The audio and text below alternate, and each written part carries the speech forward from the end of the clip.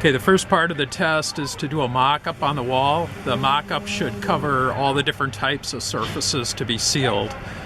We check the water penetration of the existing surfaces by doing a simple Rylom tube test.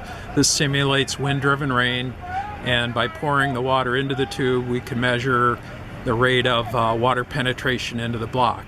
This is important to set a baseline for when we come back next week to see if the building's been properly sealed. It's not holding at all. The first product we're going to be applying for the mock-up is Ash Grove Multi-Surface Sealer, which is a water-based sealer that can go on a variety of substrates. The first part in application is to mist the surface with the product, just dampening the surface. This is a very important step. What this does, it breaks the surface tension of the block or brick so that we get better penetration of the following coat. Once the area has been dampened, we'll start the application from the bottom up.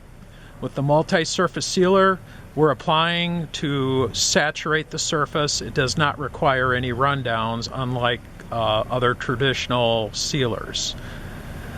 So the first, always work from the bottom up and saturate the surface from the bottom up. When the product begins to run down, simply move on. A low pressure sprayer like a garden sprayer is advisable. If you do use an airless sprayer, make sure that the pressure is below 500 psi and use the largest possible tip available. Different surfaces will take different coverage rates. This full brick up top here is much denser and will actually use less material. To determine the proper application rate, we're doing a mock-up where we're doing one coat and two coats. So now John will put a second coat on the right-hand side, again working from the bottom up. Some porous blocks will take two coats rather than just one coat, and it's important to determine at this point.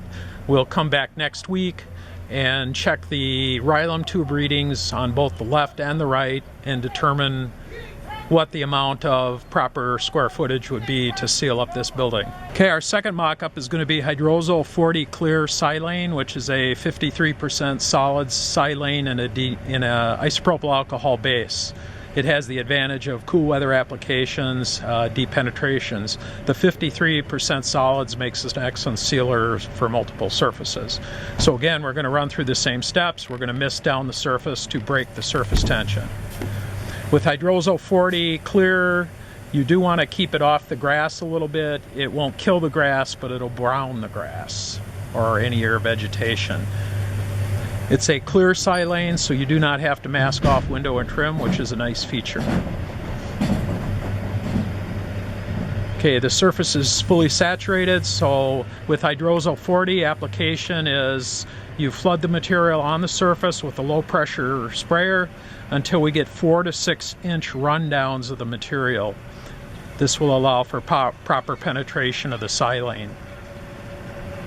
Again, application is with a low pressure sprayer, like a Hudson sprayer we're using.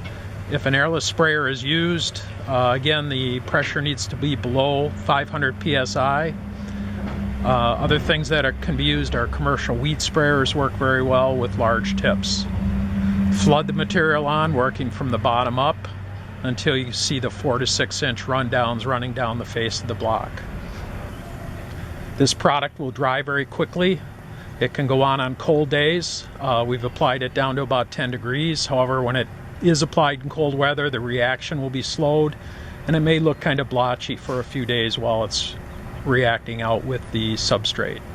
It chemically reacts with the mortar, block, and brick, and full cure will take about a week. So again, here we're trying to determine our proper application rate. So we put one coat. Now on the right side we'll put a second coat in case this block happens to be extremely porous or they used a really large aggregate. This will ensure that the applicator will get the right amount of material on the building to seal up that block for 7 to 10 years. You do not want to apply this material if it's either of the materials, if it's going to rain within 4 hours of application.